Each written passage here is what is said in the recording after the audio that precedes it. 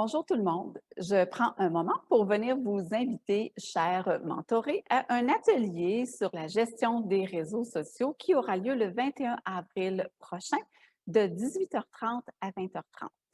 Mon nom est Josée Turgeon. Je suis cofondatrice de l'entreprise Zone Rouge Communication, Formation, Évolution et c'est avec plaisir que j'animerai le deuxième volet de cette formation, c'est-à-dire LinkedIn. Aujourd'hui, mon but, vous initier à cette plateforme si vous ne la connaissez pas, vous la faire découvrir et voir son utilité dans votre plan de communication et toutes ces variables que nous pouvons utiliser.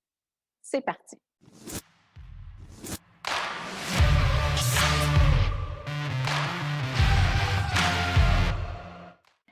Alors, nous voici pour ce petit webinaire pour vous présenter l'atelier du 21 avril prochain.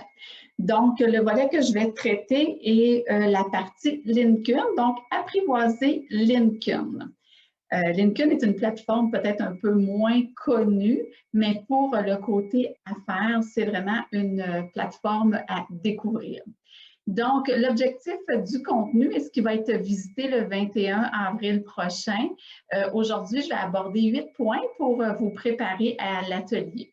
Donc, ce qu'on veut, c'est que vous vous situez par rapport à LinkedIn, par rapport à vos besoins au niveau de votre stratégie de communication et de valider si cette plateforme-là, ça devient une plateforme intéressante pour vous promouvoir vos services ou votre entreprise pour ceux qui sont en démarrage d'entreprise. Donc, aujourd'hui, je vais vous présenter un petit peu la position de LinkedIn par rapport aux autres médias sociaux. On va regarder aussi quel est le niveau, la caractéristique de LinkedIn, qui est un réseau hyper professionnel. Donc, on ne voit pas beaucoup de petits chats et de choses douillettes sur cette plateforme. C'est vraiment beaucoup plus professionnel. On va visiter un petit peu l'histoire de LinkedIn, quand est-ce que ça a commencé et son évolution. On va regarder l'écosystème de la plateforme LinkedIn, les 3 types de connexions, les fonctionnalités de LinkedIn, les différents comptes et pages, parce qu'on n'est pas obligé d'avoir juste une page personnelle pour se présenter. On peut avoir des pages vitrines, on peut avoir des pages d'entreprise. Donc, c'est ce qu'on va regarder. Et le dernier point, le 8e point qu'on va aborder aujourd'hui, ce sont les comptes gratuits et les comptes payants, les abonnements et ce que ça comprend au niveau des abonnements qui sont disponibles sur LinkedIn. Donc, amorce et préparation à l'atelier de formation. LinkedIn, c'est un des médias sociaux qui se concentre sur la sphère professionnelle des individus. Il peut être une véritable mine d'or pour ceux qui sauront en tirer profit. Et c'est beaucoup utilisé dans les derniers temps, je vous dirais même dans la dernière année, pour vraiment vendre ce qu'on appelle des offres premium, des offres vraiment de services beaucoup plus haut de gamme que sur des réseaux comme Facebook où on s'adresse beaucoup plus à monsieur, madame, tout le monde. Une des caractéristiques de LinkedIn, c'est souvent du business to business, entreprise à entreprise. Donc, c'est vraiment là que c'est gagnant d'aller chercher au niveau de notre réseautage en ligne sur cette plateforme-ci pour arriver à ces fins. Donc, et ce qui est intéressant, c'est que la présentation aujourd'hui, vous l'écoutez au moment où vous voulez et vous pouvez mettre sur pause et aller visiter la plateforme et vous approprier un petit peu ses caractéristiques. Tout d'abord, d'après de l'information que j'ai retrouvée sur 25 plateformes de réseaux sociaux connues à travers le monde, vous reconnaîtrez sûrement en première position Facebook, en deuxième YouTube, en troisième Twitter, en quatrième LinkedIn et en cinquième Instagram. Donc, LinkedIn qui est reconnu comme étant le plus professionnel des réseaux sociaux. Le premier, donc, je vous reviens à Facebook, je pense que tout le monde le connaît, c'est beaucoup un réseau d'échanges personnels qui peut être utilisé aussi à des fins d'affaires. Laetitia vous en parle dans son volet à elle, mais quand on est une entreprise qui s'adresse à des particuliers et quand on parle d'une région, par exemple, pour ne pas la nommer, la MRC de Quaticook, c'est sûr qu'on invite nos entrepreneurs qui s'adressent à monsieur, madame, tout le monde d'avoir une page d'entreprise sur Facebook. Le deuxième, YouTube est vraiment utilisé. Je pense que je ne connais pas personne moi, qui n'a pas utilisé YouTube pour aller voir un tutoriel, comment on fait ça, et d'aller s'inspirer d'une vidéo qu'on retrouve sur cette plateforme pour savoir comment faire quelque chose. Et c'est une belle plateforme aussi pour entreposer des vidéos que vous voulez partager. Donc, allez vous ouvrir une chaîne YouTube, déposer vos vidéos et ensuite partager le lien de vos vidéos que vous voulez promouvoir ou donner des formations ou mettre sur, par exemple, Facebook ou sur LinkedIn pour la suite des choses. Donc, on vient déposer nos vidéos sur cette plateforme-là. Le troisième, Twitter. Moi, j'ai bien essayé de m'approprier Twitter. Je reçois encore beaucoup de notifications, je suis quelques comptes, mais ce n'est pas une plateforme, moi, que j'utilise énormément. On appelle ça du microblogging. Donc, c'est vraiment des gens qui ont des trucs à dire, mais au lieu d'écrire un article de blog, c'est vraiment plus court comme structure. Donc, il y en a qui aiment, qui adoptent vraiment ce type de plateforme-là. Moi, je n'ai pas trouvé mon compte, mais c'est une plateforme à regarder aussi. Et la cinquième, bon, la quatrième, c'est LinkedIn, et la cinquième, Instagram. Instagram est beaucoup fait pour des entreprises qui ont beaucoup de visuels, donc dans la mode, dans la nourriture, la restauration, le tourisme. C'est vraiment des plateformes qui se prêtent beaucoup à ce type d'entreprise-là. Donc, vraiment, et c'en est un qui monte vraiment en flèche et qui peut être géré en même temps que Facebook parce que son cousin. C'est deux petits cousins. Donc, quand vous gérez votre page Instagram, par exemple, vous pouvez publier automatiquement sur Facebook. Donc, j'ai beaucoup d'entrepreneurs qui utilisent ce type de stratégie pour gagner du temps et se promouvoir sur deux plateformes qui s'adressent à un public beaucoup plus large. Donc, avec le nombre de comptes, bien, en 2021, on estime à 722 millions le nombre de personnes qui sont inscrites sur LinkedIn. Et je peux vous dire que la progression de LinkedIn depuis mars 2020 s'est vraiment fait sentir parce que c'est vraiment un lieu où on peut réseauter. Moi, j'ai fait beaucoup d'activités de réseautage. J'ai rencontré beaucoup de personnes à travers le monde, à travers le Québec particulièrement. J'ai augmenté mon réseau et vraiment, je suis allée chercher des gens avec des compétences beaucoup plus pointues.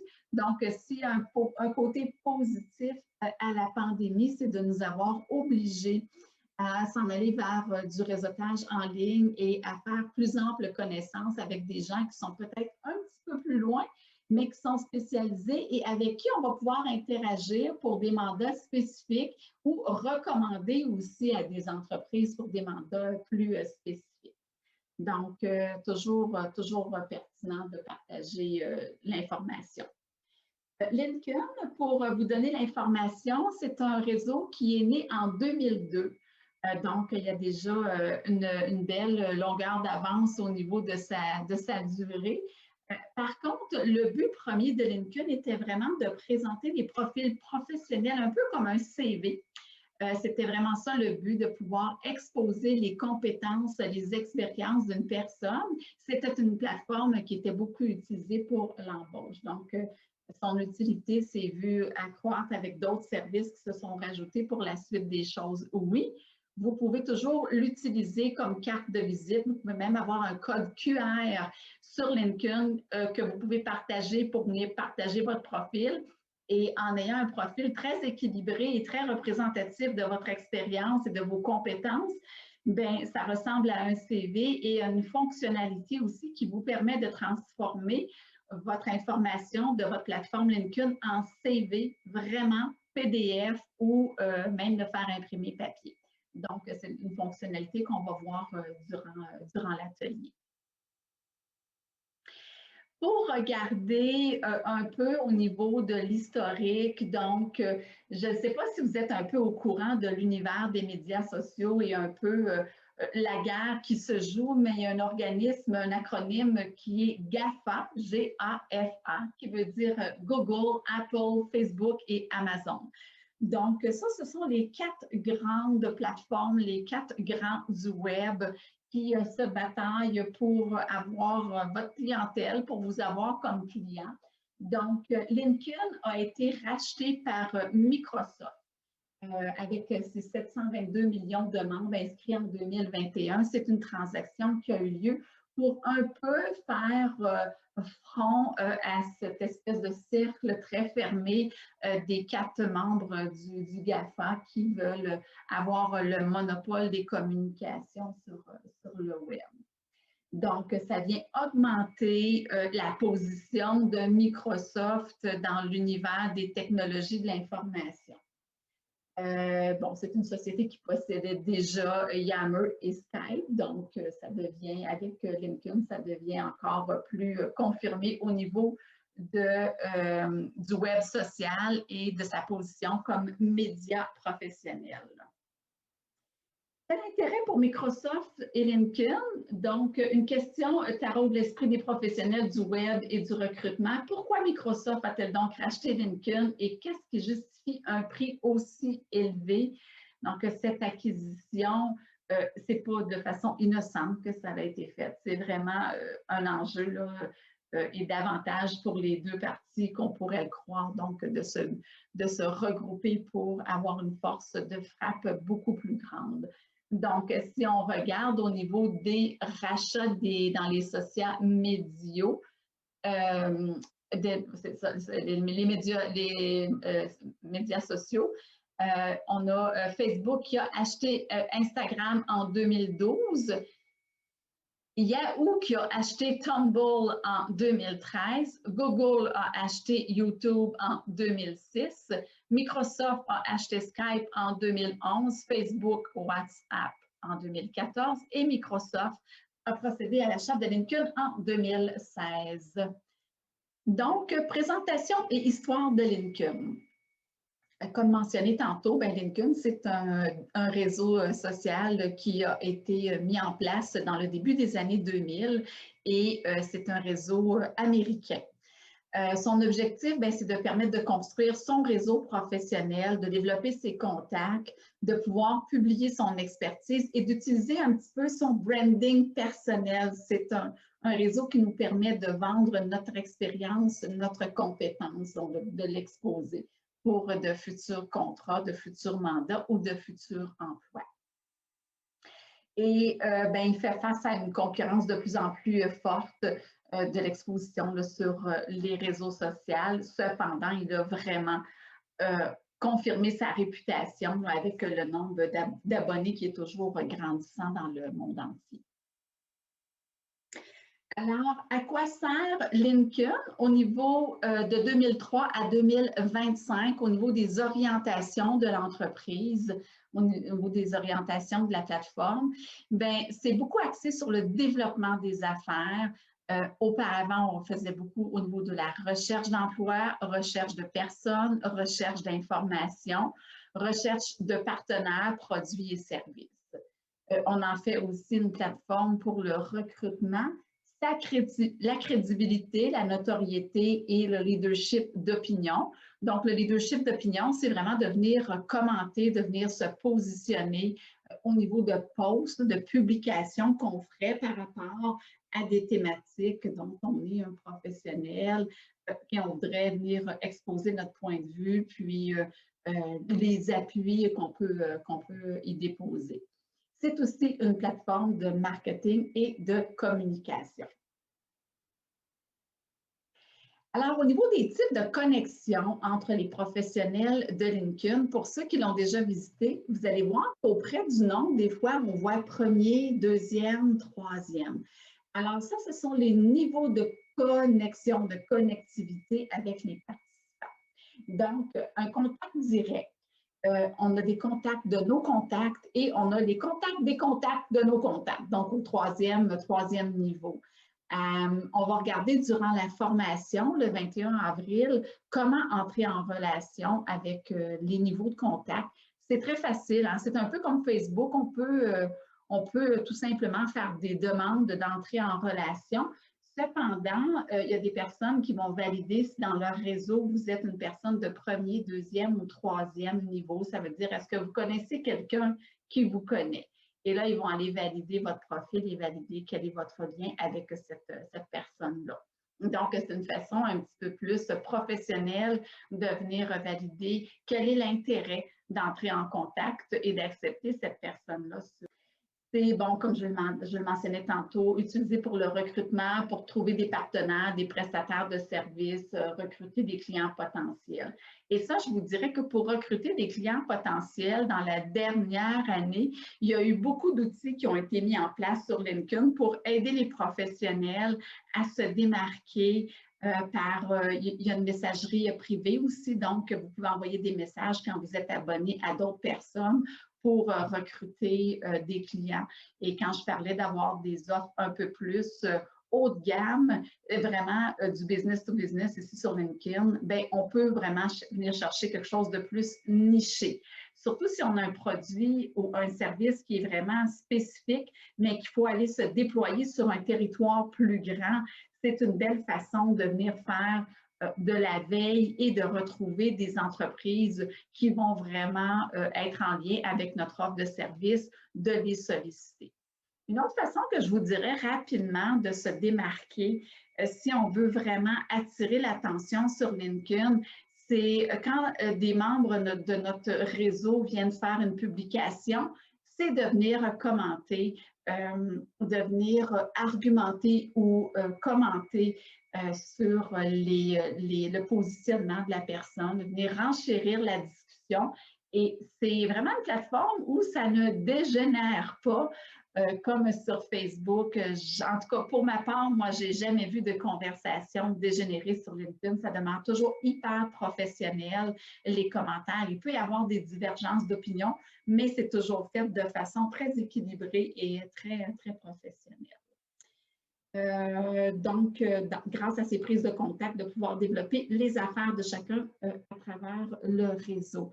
Donc, des fois, c'est une façon, moi, je peux dire que j'ai, dans mon réseau, j'ai augmenté le nombre de personnes simplement en ayant piqué la curiosité par mes commentaires sur des publications de personnes de mon réseau. Et c'est là qu'on vient faire des alliances, qu'on vient voir qu'on a des points en commun et qu'on aimerait bien se suivre mutuellement pour valider certaines informations, puis voir qu'est-ce que les compétences de l'autre personne ou son expertise pourraient m'apporter. Moi, je garde toujours en mémoire des personnes que j'ai rencontrées sur LinkedIn et quand j'ai des besoins spécifiques, bien, j'ai refouillé dans ma base de données pour vraiment venir proposer des services ou des partenariats avec ces personnes-là. Alors, comment ça fonctionne? Bien, au niveau des niveaux, comme je vous disais, donc une personne que je connais directement, qui est liée par une personne interposée dans le réseau. Et c'est ce qu'on va venir voir. Donc, ça fait vraiment des cercles beaucoup plus spécifiques selon votre type d'activité. On vient vraiment chercher des gens plus nichés, vraiment spécialisés dans notre domaine pour avoir finalement sur notre fil de nouvelles, un peu comme sur Facebook qui est plus connu, un fil de nouvelles qui est enrichi de partages et d'activités, d'événements qui sont vraiment en lien avec des sujets que j'aime traiter. Donc, très riche pour le référencement et aller agrémenter là, ses connaissances, ses compétences et participer à des activités. Alors, pour en revenir à nos niveaux, le premier niveau signifie relation de premier niveau. Donc, vous êtes directement connecté à cette personne sur LinkedIn après lui avoir envoyé une invitation ou accepté la sienne. Vous êtes chacun dans le réseau professionnel de l'autre. Par cette connexion, vous avez la possibilité de correspondre par message et de voir son activité dans votre fil d'actualité. Donc, c'est vraiment une façon de pouvoir accéder à la messagerie des personnes un coup qu'on est connecté au niveau du premier niveau. Deuxième niveau, c'est des membres qui ne sont pas dans votre réseau, mais connectés à vos relations directes. On pourrait les décrire comme les amis des amis. Vous ne pouvez pas lui envoyer de message sauf in-mail, donc dans la boîte interne, mais vous pouvez vous connecter avec cette personne. Si elle accepte votre invitation, vous deviendrez alors des relations de premier niveau. Et le troisième niveau, ou relation de troisième niveau, veut dire que cette personne est un membre connecté à une de vos relations de deuxième niveau. Vos relations de troisième niveau ne font pas partie de votre réseau, vous ne pourrez pas correspondre par message, sauf si vous envoyez un email. Donc, le principe est simple, c'est beaucoup du référencement, une façon un petit peu de venir voir les intérêts communs des personnes avant d'accepter de joindre leur réseau. Qu'est-ce qu'on peut faire un coup qu'on est sur la plateforme LinkedIn? Bien, j'ai 10 activités ici qui vont être explorées lors de l'atelier. C'est la création de contacts, du partage de contenu, comme toutes les plateformes de médias sociaux, partager des trucs d'intérêt pour votre pratique. On peut faire appel à des experts en utilisant les groupes. Donc, c'est un autre élément qu'on va voir lors de l'atelier, venir bâtir des groupes qui sont plus restreints avec certaines caractéristiques. C'est sûr que c'est des versions mobiles et l'application pour Android sont disponibles. On peut intégrer des billets de blog sur LinkedIn. On vient gérer sa réputation, donc sa réputation Internet par l'espèce de CV, le cursus qu'on y retrouve, soit de nos formations ou de notre expérience. On peut poser des questions à des experts, on peut participer et organiser des événements. Moi, c'est quelque chose que j'ai beaucoup fait dans la dernière année, la participation à des événements en ligne. On peut créer et diffuser son CV, donc on peut faire du recrutement et on peut aussi s'inscrire pour être recruté. Donc, disant qu'on est à l'écoute de nouvelles propositions ou de nouvelles offres. Et bien sûr, on peut lier son compte avec ses autres comptes de réseaux sociaux, donc venir un peu englober nos autres réseaux pour les présenter à notre réseau professionnel. Au niveau des abonnements, peut-être qu'il y en a parmi vous qui sont déjà membres de LinkedIn avec un compte gratuit. Je vous ai exposé ici un petit peu les distinctions entre les différents packages qui sont disponibles. Et c'est sûr que si vous faites du business to business, vous vendez des services d'entreprise à entreprise, moi, je vous recommande chaudement de venir voir la possibilité. Il y a des périodes d'essai gratuits aussi pour venir voir qu'est-ce qui est disponible sur LinkedIn. Mais c'est une vraie belle porte d'entrée pour venir de façon professionnelle aborder d'autres personnes et venir faire un peu de démarchage pour trouver de la clientèle. Donc, moi, j'ai la version Premium Business. Donc, ce que ça inclut, c'est au niveau des comptes, là, bon, pour les personnes qui recherchent un accès plus complet et des informations exclusives. Donc, 15 emails, des emails qu'on appelle par mois. On peut voir aussi qui a consulté mon profil. Donc, ça, c'est une belle façon parce que sur la version gratuite, on ne peut pas voir qui est venu consulter notre profil. Donc, des fois, c'est intéressant de voir qui est à la chasse pour du recrutement ou pour des mandats. Donc, quand on vient visiter votre profil, il y a quand même des entreprises ou des organisations que c'est de façon anonyme qui peuvent venir visiter parce qu'eux ont des comptes, soit le Sales Navigator ou le compte de recrutement. Mais ça vous donne des indices de qui vient voir votre profil. Des fois, ça peut allumer des lumières pour des mandats qui peuvent être exercés. Ensuite de ça, il y a le info-emploi, donc des caractéristiques sur l'emploi, l'employabilité, des infos salaires. Et l'autre, le LinkedIn Learning, moi, je n'ai pas encore fait le tour de la plateforme. Il y a beaucoup de cursus de formation disponibles sur LinkedIn Learning. Donc, j'en ai fait quelques-uns et j'en ai amorcé quelques-uns aussi pour comprendre certains outils technologiques que j'utilise et que je voulais avoir un petit peu plus de connaissances. Je suis allée faire certains cours internes sur la plateforme de LinkedIn. Et Info Business, donc de l'information sur les secteurs d'activité, vraiment de l'information plus pointue. Alors, c'est des offres qui sont là que vous ne retrouvez pas sur la version gratuite. Mais la version gratuite, quand même, permet d'accéder à un réseau et de venir quand même échanger avec des personnes. Alors, ce tableau-là, c'est sûr que vous pouvez le mettre sur pause et le valider si vous voulez voir qu'est-ce qui peut être plus pertinent pour vous. C'est sûr que pour ceux qui font vraiment de la vente, là, des représentants, le Sales Navigator, c'est vraiment génial pour faire du recrutement de contrats. Alors voilà, c'était mon petit exposé pour vous présenter la plateforme LinkedIn. Je vous invite à aller la visiter, à travailler votre profil. Ça aussi, c'est quelque chose qu'on va voir, comment faire en sorte d'avoir un profil gagnant sur la plateforme LinkedIn.